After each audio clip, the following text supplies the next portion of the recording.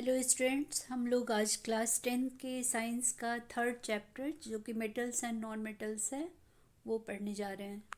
तो periodic table में total 118 elements हैं जिसमें 92 नेचुरली डिस्कवर्ड किए गए हैं और जो बाकी के 26 हैं वो आर्टिफिशियली फाइंड किए गए हैं। तो इनमें से ज़्यादातर मेटल्स ही हैं और मेटल्स रहते हैं, थोड़े बहुत नॉन मेटल्स होते हैं और बहुत ही कम मेटलॉइड्स होते हैं।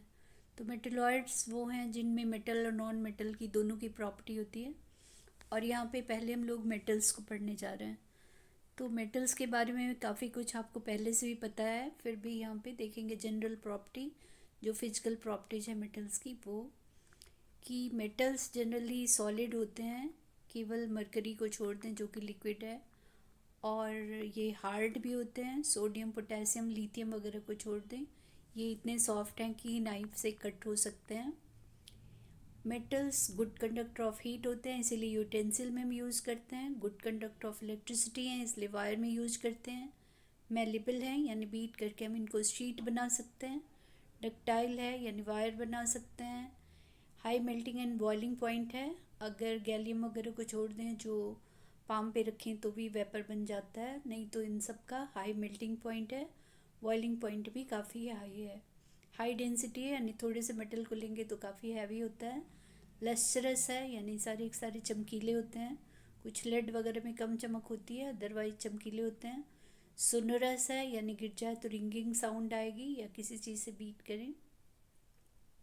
हाई टेंजाइल स्ट्रेंथ है, यानी काफ़ी स्ट्रॉन्ग है, तो इनको हम लोग ब्रिजेज वगैरह में यूज करते हैं या इस तरह की बिल्डिंग वगैरह में। तो ये मेटल की प्रॉपर्टीज़ है जो पहले से भी आपको पता है। अब हम लोग physical properties of non metals पे आते हैं। तो ये नॉन मेटल सॉलिड भी हो सकते हैं, लिक्विड भी और गैस भी हो सकते हैं।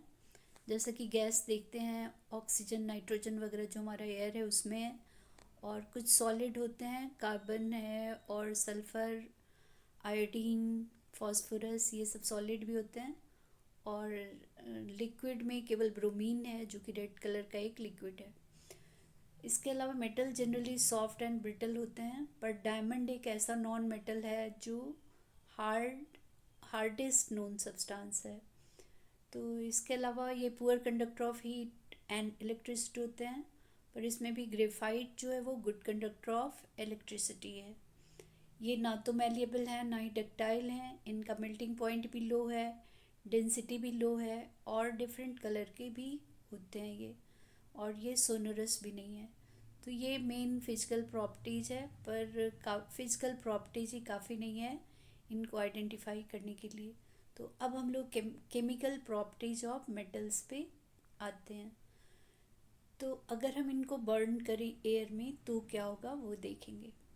सोडियम जो कि हाईली रिएक्टिव है और उसको खुले में छोड़ दें तो भी वो ऑक्सीजन से रिएक्ट कर लेगा, या पोटेशियम भी आसानी से रिएक्ट कर लेगा, और इसलिए इनको खुले में रहने पे आग पकड़ने का चांस है। तो इसे हम लोग केरोसिन में डिप करके रखते हैं। और जो इनका ऑक्साइड है वो बेसिक नेचर का होता है। मेटल के जितने भी मेटल हैं उनके सारे ऑक्साइड बेसिक होते हैं। मतलब इनका अगर वाटर में सॉल्यूशन बना है तो ये रेड लिटमस को ब्लू करेंगे। तो सोडियम और पोटेशियम का जो ऑक्साइड है वो हाईली वाटर सॉल्युबल है, इनको हम अल्कलीज कहते हैं, ऐसे मेटल को जिनका वेरी सॉल्युबल हाइड्रोक्साइड होता है। कैल्शियम और मैग्नीशियम भी ऑक्सीजन के साथ बेसिक ऑक्साइड बनाते हैं और इनका ऑक्साइड भी वाटर सॉल्युबल है, पर उतना नहीं है जितना कि सोडियम पोटेशियम का है। तो ऐसे मेटल को, कैल्शियम मैग्नीशियम को हम लोग अल्कलाइन अर्थ मेटल कहते हैं और सोडियम पोटेशियम वगैरह अल्कली मेटल कहलाते हैं। इसके बाद जो ऑक्साइड हैं, एल्युमिनियम भी गर्म करने से देता है, एल्युमिनियम का ऑक्साइड, और जिंक भी देता है। पर एल्युमिनियम और जिंक का जो ऑक्साइड है वो एसिडिक भी है और बेसिक भी है। और ऐसे ऑक्साइड को हम लोग एम्फोटेरिक ऑक्साइड कहते हैं, यानी अगर एल्युमिनियम को HCl से रिएक्ट करा रहे हैं तो ये salt aluminium chloride and water दे रहा है। इसी तरह से एल्युमिनियम को अगर NaOH के साथ करा रहे हैं यानी बेस के साथ, तो ये सोडियम एल्यूमिनेट एंड वाटर दे रहा है। तो इस तरह से ये दोनों प्रॉपर्टी शो करता है, एसिड की तरह भी और बेस की तरह भी। इसलिए ऐसे ऑक्साइड को हम एम्फोटेरिक ऑक्साइड कहेंगे। कॉपर ऑक्सीजन हीट करने पे ये भी ऑक्साइड बनाता है और ये भी बेसिक ऑक्साइड होता है, पर इसका हाइड्रोक्साइड वाटर सॉल्युबल नहीं होगा। इसके बाद के जो हैं वो नहीं बनाएंगे, हीट करने पे भी नहीं बनाएंगे। तो डिफरेंट मेटल का देख रहे हैं कि रिएक्टिविटी अलग अलग होती है एयर में, और सोडियम वगैरह को तो हम रख भी नहीं सकते क्योंकि ये फायर कैच कर लेगा, इतना हीट प्रोड्यूस होता है। इसके बाद हम लोग आते हैं कि ये एल्युमिनियम का जो ऑक्साइड है उसकी एक और प्रॉपर्टी है कि ये काफ़ी हार्ड लेयर बनाता है एल्युमिनियम के ऊपर। तो इसीलिए हम इसको यूटेंसिल के तौर पे एल्युमिनियम को यूज़ कर पाते हैं, क्योंकि कुछ ही दिनों में उसके ऊपर हार्ड लेयर बन जाता है जो कि फर्दर ऑक्सीडेशन को रोक देता है, और वो फिर एल्युमिनियम इस तरह से फूड वगैरह से रिएक्ट नहीं कर पाता। तो हम लोग कई बार जानबूझकर भी एल्युमिनियम के का ऑक्साइड बनाते हैं करंट पास करके। इस प्रोसेस को हम एनोडाइजिंग कहते हैं। ऐसा करने से क्या होगा कि एल्युमिनियम प्रोटेक्टेड रहता है। इसके अलावा जो ऑक्साइड का लेयर बनता है एल्युमिनियम का, वो कलर्ड भी हो जाता है आसानी से, यानी डाइज ले लेता है। तो हम जैसा चाहें अट्रैक्टिव फिनिश उसको डाई करके दे सकते हैं। और इसके लिए हम इलेक्ट्रोलाइट के तौर पे डाइल्यूट सल्फ्यूरिक एसिड लेते हैं, एनोड के तौर पे एल्युमिनियम आर्टिकल को रखेंगे क्लीन करके, और फिर करंट पास करेंगे। तो जो ऑक्सीजन गैस निकलेगा वो ऑक्साइड लेयर बनाएगा जो प्रोटेक्शन और अट्रैक्शन दोनों देता है। तो ये प्रोसेस एनोडाइजिंग है। अब आते हैं कि मेटल का वाटर के साथ क्या रिएक्शन होगा। तो मेटल जो हैं, ज़्यादातर मेटल वाटर से भी रिएक्ट करते हैं, जो हाईली रिएक्टिव हैं वो, और जो बाद वाले हैं वो नहीं रिएक्ट करेंगे। तो सोडियम की बात करें तो ये सोडियम पोटेशियम दोनों ही हाईली रिएक्टिव हैं, कोल्ड वाटर के साथ ही रिएक्ट कर लेंगे। और पहले तो ऑक्साइड बनाएंगे जो कि तुरंत हाइड्रोक्साइड में बदल जाएगा, और हाइड्रोजन गैस फ्री करेंगे। तो दोनों में हाइड्रोजन गैस निकलता है, साथ में काफ़ी हीट निकलती है, जिस हीट की वजह से ये बर्न होने लगता है हाइड्रोजन गैस। तो इस तरह से पानी में आग लग जाता है, यानी काफ़ी केयरफुल रहना होता है, और हम लोग बहुत ही केयरफुली इस एक्सपेरिमेंट को कर सकते हैं। और कैल्शियम भी वाटर के साथ रिएक्ट करता है, लेकिन उतना वायलेंट नहीं है रिएक्शन जितना कि सोडियम पोटेशियम का होता है, और ये भी calcium hydroxide and hydrogen gas देता है। तो ये जो हाइड्रोजन गैस प्रोड्यूस होगा इसकी वजह से कैल्शियम फ्लोट करने लगेगा, क्योंकि उसके बबल्स कैल्शियम के साथ चिपके रहेंगे, और वैसे कैल्शियम भारी है पानी से तो वो डूब जाएगा। इसी तरह से मैग्नीशियम का भी सेम रिएक्शन होता है, लेकिन कैल्शियम से कम ये रिएक्टेंट वायलेंट होता है और इसको हीट करना पड़ता है। एल्युमिनियम भी रिएक्ट करता है, पर हमें स्टीम के साथ कराना होगा एल्युमिनियम को, और ये एल्युमिनियम का ऑक्साइड हाइड्रोजन देगा। आयरन को भी, आयरन को रेड हॉट करें और स्टीम पास करें तो आयरन भी रिएक्ट करेगा और ये बनाएगा ऑक्साइड इसका, और हाइड्रोजन बनेगा। लेकिन इसके बाद के जो मेटल हैं, लेड, कॉपर, सिल्वर, गोल्ड वगैरह, ये सब हॉट वाटर, कोल्ड वाटर किसी के साथ रिएक्ट नहीं करेंगे।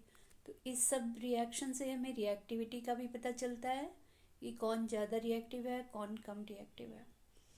अब हम लोग आते हैं कि मेटल कैसे एसिड के साथ रिएक्ट करता है। तो डिफरेंट मेटल को ट्राई करेंगे। सोडियम डाइल्यूट HCl के साथ sodium chloride and hydrogen gas देता है, यानी सारी मेटल जो रिएक्टिव हैं वो हाइड्रोजन गैस एंड सॉल्ट बनाते हैं। मैग्नीशियम भी HCl के साथ रिएक्ट करके हाइड्रोजन गैस देगा, कैल्शियम भी देगा, एल्युमिनियम भी एल्युमिनियम क्लोराइड एंड हाइड्रोजन बना रहा है, जिंक भी बना रहा है, एंड सल्फ्यूरिक एसिड के साथ भी सेम इस टाइप का रिएक्शन सब करेंगे। पर इसके बाद जो मेटल है, गोल्ड, सिल्वर वगैरह नहीं करेंगे क्योंकि वो लेस रिएक्टिव हैं। तो इसके अलावा नाइट्रिक एसिड के साथ भी रिएक्शन तो होता है, पर हाइड्रोजन गैस नहीं बनता क्योंकि वो एक ऑक्सीडाइजिंग एजेंट है, और जो भी हाइड्रोजन प्रोड्यूस होगा वो वाटर में बदल जाएगा, और खुद जो नाइट्रिक एसिड है वो N2O, NO, NO3 वगैरह में बदल जाता है। तो इस सब रिएक्शन के बेसिस पे हम देखते हैं कि कौन सा मेटल ज़्यादा रिएक्टिव है, यानी सोडियम, पोटेशियम, मैग्नीशियम, कैल्शियम ये सब तो ज़्यादा रिएक्टिव है ही। मैग्नीशियम से कम एल्युमिनियम है, फिर जिंक, फिर आयरन, और बाद में कॉपर, सिल्वर, गोल्ड वगैरह कम रिएक्टिव है। इसी के बेसिस पे रिएक्टिविटी सीरीज बनाई गई है। और इस रिएक्टिविटी सीरीज के बेसिस पे हम देख सकते हैं कि कौन सा मेटल दूसरे मेटल के सॉल्यूशन से उस मेटल को डिस्प्लेस कर सकता है। तो अब हम लोग इसी को चेक करेंगे कि कौन किसको डिस्प्लेस कर सकता है। जो ज़्यादा रिएक्टिव होगा वो जनरली कम रिएक्टिव वाले को उसके सॉल्यूशन से डिस्प्लेस कर सकता है। तो यहाँ पे सॉल्यूशन हम ले रहे हैं कॉपर सल्फेट का और उसमें आयरन डाल रहे हैं। तो क्या होगा कि आयरन डिस्प्लेस कर देगा कॉपर को और खुद आयरन का सल्फेट यानी FeSO4 बन जाएगा, Cu बाहर आ जाएगा। तो ये रिएक्टिविटी सीरीज है जो आपको याद रखना है। यानी हाईली रिएक्टिव में पोटेशियम, सोडियम, फिर कैल्शियम, मैग्नीशियम, एल्युमिनियम, और इस तरह से है zinc, iron, lead, hydrogen, copper, mercury, silver, gold. तो हाइड्रोजन वैसे मेटल नहीं है लेकिन वो भी डिस्प्लेस होता है या फिर डिस्प्लेस करता है, इसलिए उसको भी रिएक्टिविटी सीरीज में रखा गया। जो ऊपर हैं वो हाईली रिएक्टिव हैं, जो नीचे हैं वो लीस्ट रिएक्टिव हैं। तो नेक्स्ट हम लोग आते हैं कि मेटल्स और नॉन मेटल्स कैसे रिएक्ट करता है। अब ये मेटल का जो कॉन्फ़िगरेशन है उस पर डिपेंड करेगा कि मेटल क्यों इस तरह से रिएक्ट करता है। तो मेटल का कॉन्फ़िगरेशन होता है कि उसके आउटर मोस्ट में 8 से, जनरली अगर हम लिथियम वगैरह छोटे मेटल को छोड़ दें उसमें 2 पूरा करता है। तो मेटल का जो है वो 8 से 1 इलेक्ट्रॉन, 2 इलेक्ट्रॉन या 3 इलेक्ट्रॉन आउटर मोस्ट में 8 से ज़्यादा होता है। इस वजह से वो कोशिश करेगा कि 1, 2 या 3 इलेक्ट्रॉन लूज करके वो अपना ऑक्टेट पूरा करे, इनर्ट एलिमेंट की तरह बन जाए, और इसलिए वो इलेक्ट्रॉन लूज करता है। इसी तरह से अगर हम नॉन मेटल की बात करें, जैसे कि क्लोरीन की बात करें, तो उसका कॉन्फ़िगरेशन है 287। अब 7 आउटर मोस्ट में है तो वो ट्राई करेगा कि एक इलेक्ट्रॉन कहीं से मिल जाए तो वो भी 288 हो जाए। तो इसलिए मेटल इलेक्ट्रॉन लूज करके ऑक्टेट पूरा करता है और नॉन मेटल इलेक्ट्रॉन गेन करके ऑक्टेट पूरा करता है। और फिर जब जो इलेक्ट्रॉन लूज करेगा वो पॉजिटिव चार्ज हो जाएगा, क्योंकि जैसे हम सोडियम की बात करें तो पहले उसमें 11 प्रोटॉन थे, 11 इलेक्ट्रॉन था, पर एक इलेक्ट्रॉन लूज करने के बाद उसके पास अब 10 इलेक्ट्रॉन रह गए हैं, पर प्रोटॉन अभी भी 11 है।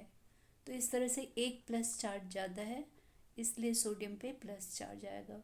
जो 2 इलेक्ट्रॉन लूज करेंगे मैग्नीशियम वगैरह उसमें 2 प्लस चार्ज आएगा। एल्युमिनियम अगर 3 इलेक्ट्रॉन लूज करता है उस पर 3 प्लस चार्ज आएगा। इसी तरह से लेने में क्लोरीन की बात करें तो उसके पास 17 प्रोटॉन है और 17 इलेक्ट्रॉन थे, पर अब अगर ये एक इलेक्ट्रॉन और ले लेता है तो अब 18 इलेक्ट्रॉन है, पर प्रोटॉन अभी भी 17 है, इसलिए ये नेगेटिव चार्ज होता है। तो ये जो प्लस चार्ज और माइनस चार्ज आपस में अट्रैक्टेड होकर बॉन्ड बनाते हैं, और इस तरह जो बॉन्ड बनता है उसको हम आयनिक बॉन्ड या फिर इलेक्ट्रोवैलेंट बॉन्ड कहते हैं। तो ये मेटल और नॉन मेटल के बीच में इस तरह का बॉन्ड बनता है बाय ट्रांसफ़र ऑफ इलेक्ट्रॉन्स। और यही जो ट्रांसफ़र ऑफ इलेक्ट्रॉन्स से बॉन्ड बनता है इसी को हम आयनिक बॉन्ड या फिर इलेक्ट्रोवैलेंट बॉन्ड कहते हैं। तो ये केवल एक डायरेक्शन में ही अट्रैक्ट होता है, 3 डायमेंशनल में, सोडियम के चारों ओर क्लोराइड और क्लोराइड के चारों तरफ सोडियम अट्रैक्टेड होगा। तो ये पूरा 3 डायमेंशनल सॉलिड स्ट्रक्चर बनाता है, और इस तरह से जो बॉन्ड बनता है वो काफ़ी स्ट्रॉन्ग होता है। इनका melting point, boiling point high होता है, क्योंकि काफ़ी अट्रैक्टिव फोर्सेस हैं। अब अगर हम बात करें मैग्नीशियम ऑक्साइड की, तो मैग्नीशियम के आउटर मोस्ट में, या मैग्नीशियम क्लोराइड की बात करें तो मैग्नीशियम के आउटर मोस्ट में 2 इलेक्ट्रॉन है और क्लोरीन को 1 चाहिए।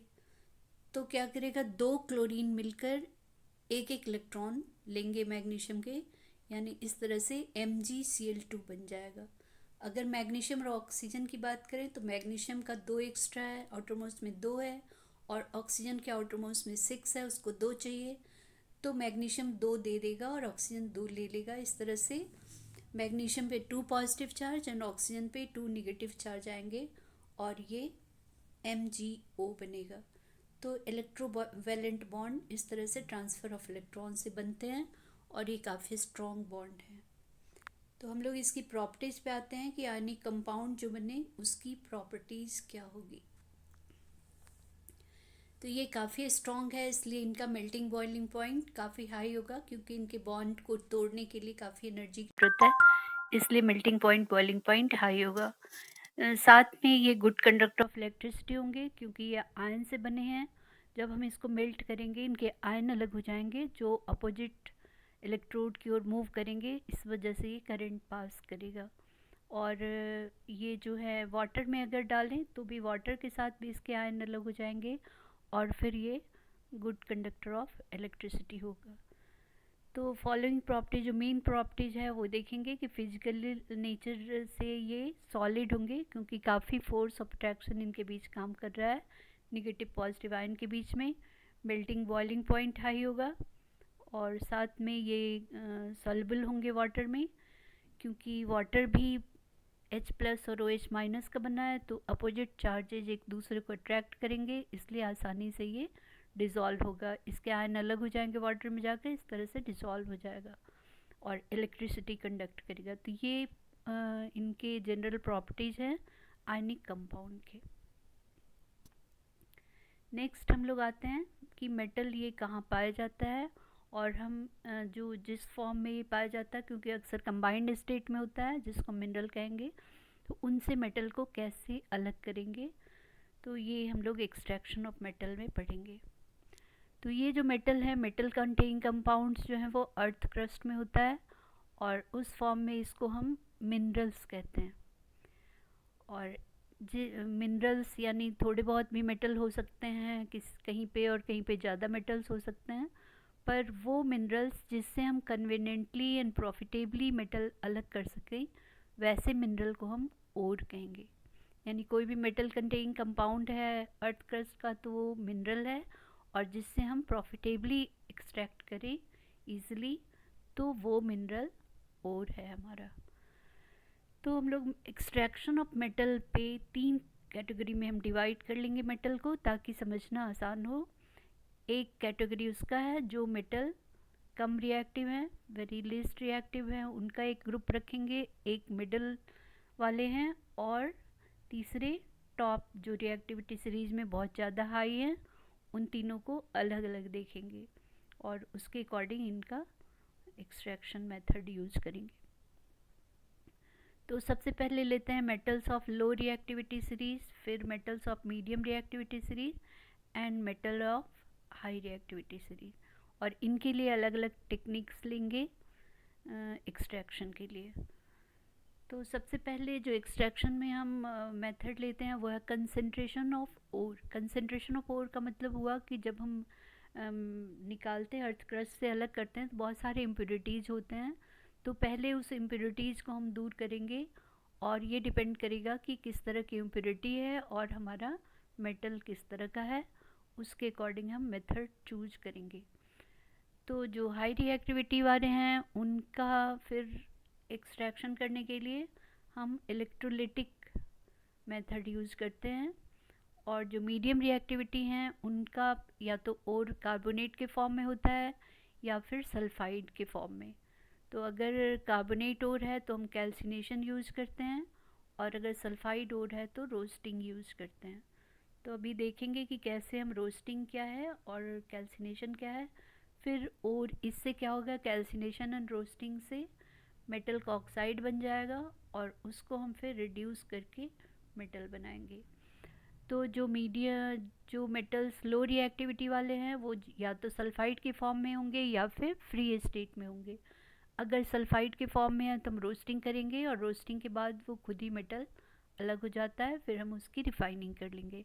तो इस तरह से अलग अलग मेथड ये फ्लो चार्ट में दिखाया गया, पर हम लोग अब अलग अलग सबको देखते हैं कि किसके लिए कौन सा मेथड यूज करते हैं। तो सबसे पहले हमारा extraction of metals in low reactivity series वाले के लिए। लो रिएक्टिविटी सीरीज में मरकरी है या फिर गोल्ड सिल्वर अक्सर फ्री स्टेट में होते हैं, पर अगर सल्फाइड के फॉर्म में है, जैसे यहाँ पे मरकरी का एग्जांपल दिया गया है, तो अगर सल्फाइड के फॉर्म में इसको हम हीट करेंगे यानी एयर के प्रेजेंस में, तो आसानी से मरकरी का ऑक्साइड जो है इसमें से सल्फ़र डाइऑक्साइड, मरकरी का सल्फाइड ऑक्साइड में बदल जाएगा, और फिर ऑक्साइड को हीट करेंगे तो ये सिंपली मेटल में बदल जाएगा। तो इसमें कुछ खास यूज़ नहीं करना पड़ता, यानी एयर के प्रेजेंस में हीट किए और ये बदल गया।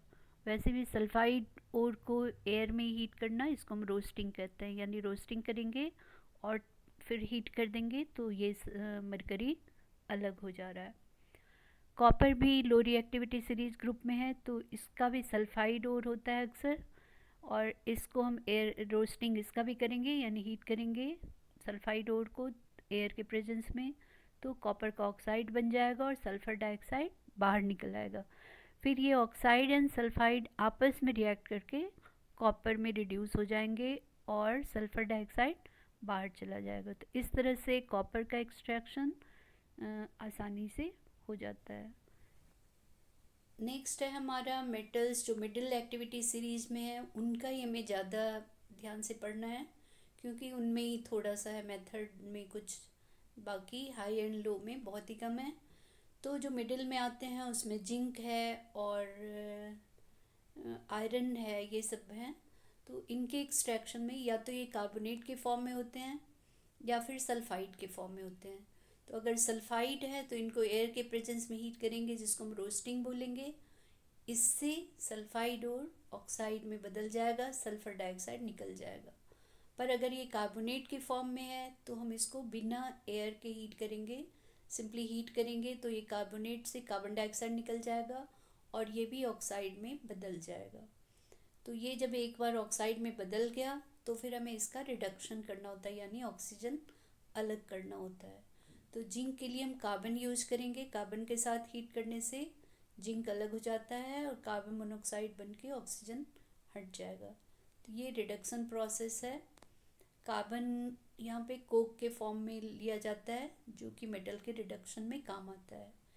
नेक्स्ट है हमारा, अगर MnO2 है, मैग्नीज डाइऑक्साइड है, तो इसको हम हाईली रिएक्टिव एलिमेंट से भी रिड्यूस कर सकते हैं, पर बहुत हाई नहीं लेंगे तो, क्योंकि वो फिर ज़्यादा हीट प्रोड्यूस करता है, तो इसलिए एल्युमिनियम लेंगे मैग्नीज डाइऑक्साइड के लिए, जो कि उसके ऑक्सीजन को ले लेगा और मैग्नीज अलग हो जाएगा। तो इसमें भी हीट प्रोड्यूस होती है, पर इतनी नहीं जितना कि सोडियम वगैरह कर सके, इसलिए हम इसको एल्युमिनियम को चूज करते हैं। आयरन का अगर ऑक्साइड है तो उसको भी हम एल्युमिनियम के साथ रिड्यूस कर सकते हैं, और ये एक अलग प्रोसेस है जो रेलवे ट्रैक वगैरह की रिपेयर में काम आता है, और इस प्रोसेस का अलग से नाम दिया गया है, जिसको हम थर्माइट रिएक्शन कहते हैं। तो Fe2O3 एल के साथ रिएक्ट करके Fe बन जाता है और Al2O3 अलग हो जाता है, और साथ में हीट जनरेट होती है, जिसकी वजह से ये आयरन मोल्टेन स्टेट में होता है, और वो जहाँ पे ट्रैक ब्रेक है, टूटा हुआ है, वहाँ पे फिल कर दिया जाता है। तो इस तरह से ये थर्माइट प्रोसेस है।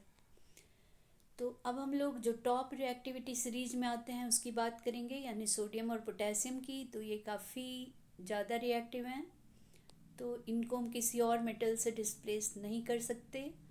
फिर इसमें करंट पास करके हम इनको अलग करते हैं।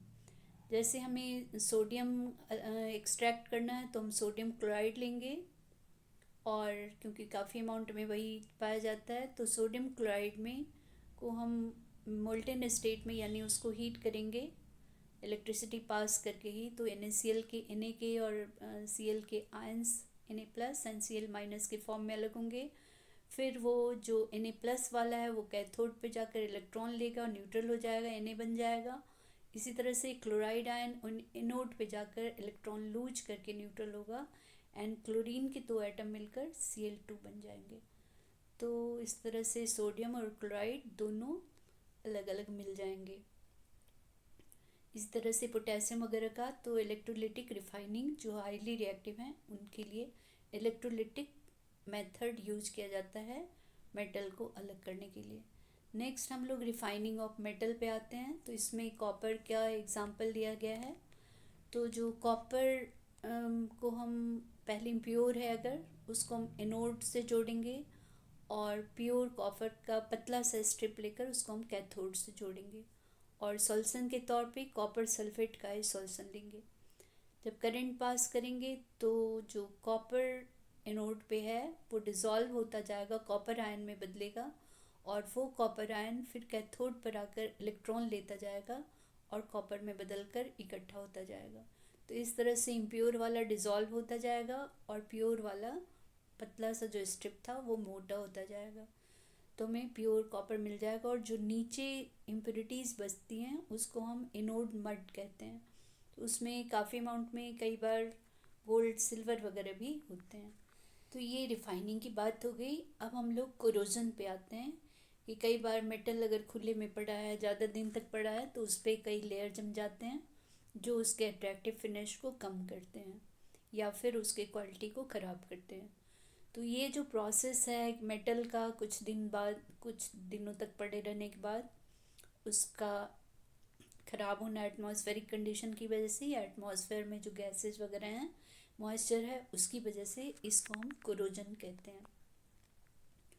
तो जैसे आयरन के ऊपर रस्ट लग जाता है, मॉइस्चर जब मॉइस्ट एयर हो तभी ये होता है, अगर बहुत ड्राई एयर है तो भी नहीं होगा, अगर पूरा वाटर में डिप करके रखेंगे तो भी नहीं होगा, पर एयर एंड मॉइस्चर दोनों मिल जाए तो रस्ट लग जाता है और फिर आयरन की क्वालिटी ख़राब हो जाती है, लेयर बन फ्लेकी लेयर बनकर वो निकलता जाता है, जिसको हम रस्ट कहते हैं। इस तरह से कॉपर को अगर छोड़ दें मॉइस्चर में तो बेसिक कॉपर कार्बोनेट यानी का ग्रीनिश सा लेयर बनाता है, CuCO3 and CuOH whole twice का, और वो फिर ग्रीन सा लेयर जमता है। सिल्वर भी कुछ शुरू में बहुत चमकीला सा होता है, धीरे धीरे कुछ दिनों बाद वो ब्लैक सा हो जाता है, तो उसमें भी सल्फाइड का लेयर बन जाता है, जो एटमॉस्फेयर में सल्फर डाइऑक्साइड वगैरह हैं या सल्फर हैं उससे रिएक्ट करके। तो ये प्रोसेस कोरोजन का है। और यहाँ पे दिखाया गया है कि आयरन के लिए कैसे मॉइस्चर और एयर दोनों ज़रूरी है, अदरवाइज नहीं लगेगा। तो हम प्रिवेंशन कैसे करेंगे, अगर कोरोजन हो रहा है कहीं पे तो हम कैसे उसको रोक सकते हैं। तो इसके लिए या तो हम पेंट कर दें या फिर ग्रीस वगैरह लगा दें, और या फिर ऑक्सीजन सप्लाई कट करने के लिए जैसे कि गैल्वेनाइजेशन किया जाता है, यानी जिंक की कोटिंग कर दी जाती है। तो जिंक का लेयर अगर डिस्टर्ब हो भी जाए तो भी वो प्रोटेक्टेड रहता है हमारा जो है, जैसे कि कूलर वगैरह के बॉडी में किया जाता है कि पानी में रहने के बाद भी वो काफ़ी दिनों तक चल जाता है, अदरवाइज रस्ट से ख़राब होता है।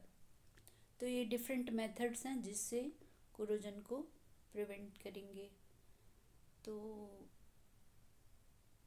बहुत सारी ये प्रॉपर्टीज़ के अकॉर्डिंग हम इस तरह का मेथड, जो हमारा प्योर गोल्ड होता है 24 कैरेट गोल्ड कहते हैं, वो काफ़ी सॉफ्ट होता है, तो इसलिए इसमें ये सुटेबल नहीं रहेगा ज्वेलरी वगैरह के लिए। तो इसमें हम लोग बाहर से कुछ मिला देते हैं, जैसे कि कॉपर या फिर सिल्वर मिलाया जाता है। 22 कैरेट गोल्ड में 22 पार्ट प्योर गोल्ड होता है और 2 पार्ट सिल्वर या फिर कॉपर मिला होता है। तो इस तरह से अलग अलग जो कैरेट हैं उसमें गोल्ड और इसकी क्वांटिटी हम पता कर सकते हैं। इसके अलावा हम दो चीज़ों को मिलाएं, दो मेटल का मिक्सचर करें जिसको हम एलॉय कहते हैं, होमोजेनियस मिक्सचर ऑफ 2 और मोर मेटल्स एंड नॉन मेटल्स, उसको हम एलॉय कहते हैं। तो अगर एक मेटल इसमें मरकरी हो तो फिर ऐसे एलॉय को हम अमलगम कहेंगे। और इलेक्ट्रिकल कंडक्टिविटी, मेल्टिंग पॉइंट वगैरह एलॉय की लेस हो जाती है प्योर मेटल से। तो जैसे कि ब्रास है, इसमें कॉपर एंड जिंक का मिक्सचर होता है, इस तरह से ब्रॉन्ज में कॉपर एंड टिन का मिक्सचर होता है, तो ये उतने कंडक्टर नहीं होंगे जितना कि प्योर कॉपर या प्योर जिंक वगैरह होगा। तो ये इनके मेल्टिंग पॉइंट, बॉइलिंग पॉइंट वगैरह भी चेंज हो जाते हैं, लो हो जाते हैं। जैसे टिन एंड लेड का है तो इनका मेल्टिंग पॉइंट कम हो जाता है। तो ये वेल्डिंग वगैरह के लिए टिन एंड लेड वगैरह यूज किए जाते हैं। इसके अलावा एक और वंडर है एंशियंट इंडियन मेटलर्जी का, जो अभी भी मिस्ट्री बना हुआ है कि आयरन पिलर है लगा हुआ कुतुब मीनार में, दिल्ली में, जो कि 1600 ईयर्स ओल्ड है और ये बनाया गया था इंडियन वर्कर्स के द्वारा। तो ये इन्होंने ऐसा प्रोसेस डेवलप किया कि इसमें रस्टिंग नहीं होती है, यानी इतने सालों तक ये बाहर पड़ा होने के बाद भी इस पे कोई रस्ट नहीं बनता। ये 6 टन का है और 8 मीटर हाई है, पर इसमें अभी भी रस्ट नहीं लगता। ये कुछ ऐसा एंशियंट प्रोसेस है जिससे ख़राब नहीं होता। तो ये रहा मेटल्स एंड नॉन मेटल्स के बारे में। आपको कोई भी तरह की प्रॉब्लम हो, कुछ जानना हो, तो आप हमें कमेंट कर सकते हैं और लाइक कर सकते हैं। Thank you.